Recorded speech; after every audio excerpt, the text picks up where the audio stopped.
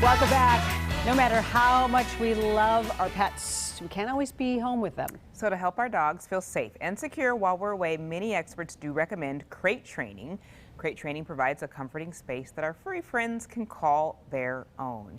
Here with what you need to know is our resident veterinarian, Dr. Eric Rulin from the St. Paul Pet Hospital. Good morning, Dr. Good morning. Eric. Good morning. Thanks for having me, guys. Good to have you. Of course, you can't forget the Butter's here too. Of course. Hanging out in the crate. And she's in her crate where she loves to be and where she has been trained since a puppy to love. Yes, and we'll talk about that. And yeah, and that's important. I will have to admit, I looked at Butter's face when I walked by, and she did look very content in the crate. So that means you did a good job. Yes. Other pet owners are listening to figure out how to make sure that their dogs are just as comfortable and they want to stay in there. And dogs are den animals.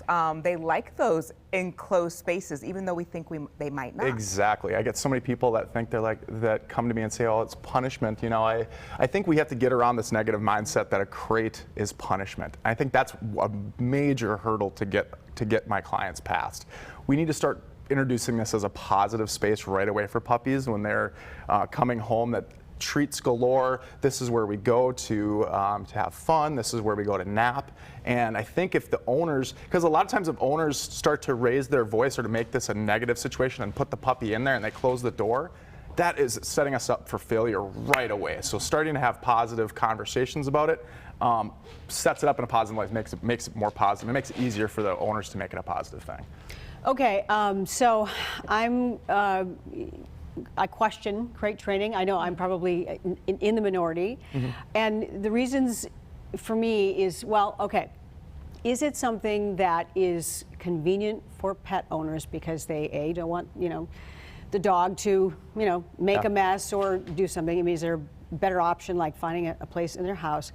And the idea of, again, I think I'm in the minority and just people are going to say, email me or whatever.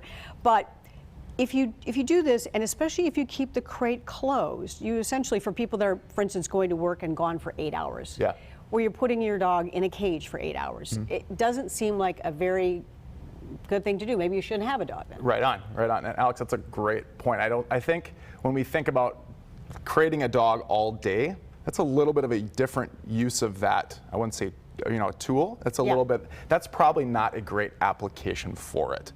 I would say nighttime, when you're going to be gone for a couple of hours, what we're doing is you're securing the pet in an area that you can, one, control. And again, if the dog is comfortable in there and relaxed, that is a very good application. But your house, there's lots of things that are dangerous around your house that your dog can potentially get into. They can start to chew on, do damage to, and there's wires, all kinds of things. Like I see all types of situations. If that dog would have been at least controlled or in a controlled setting, would have been a much better thing. But when you think about, when you look at, and I love to go, obviously everybody knows I'm an outdoorsman and I spend a lot of my falls out in the woods.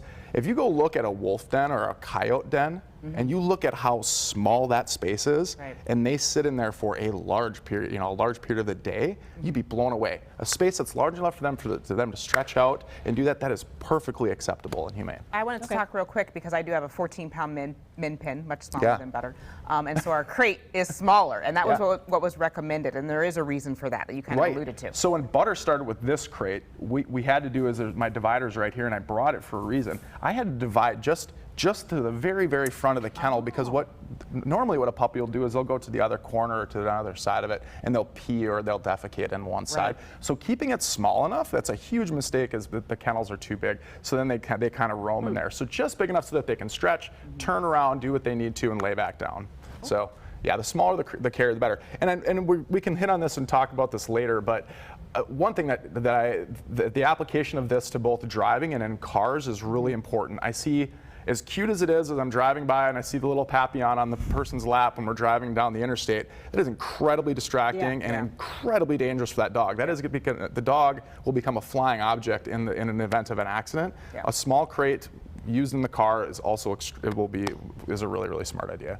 Okay, so let's say you're at home, you're like, okay, this is what I want to do with my dog, and patience is a big part of crate training. So how can you get your dog more comfortable with the idea, and how early do you start? Every dog is a little bit different. You got to start them the very first day they're coming home. You got to start this. Oh, wow. You have to start all the training, and it's just a couple of minutes to an hour, maybe. You know, and again, we're making this really positive. Treats galore. Always when we're in there, you can cover it. You can make it. You know, and again, toys, chew treats should be in there.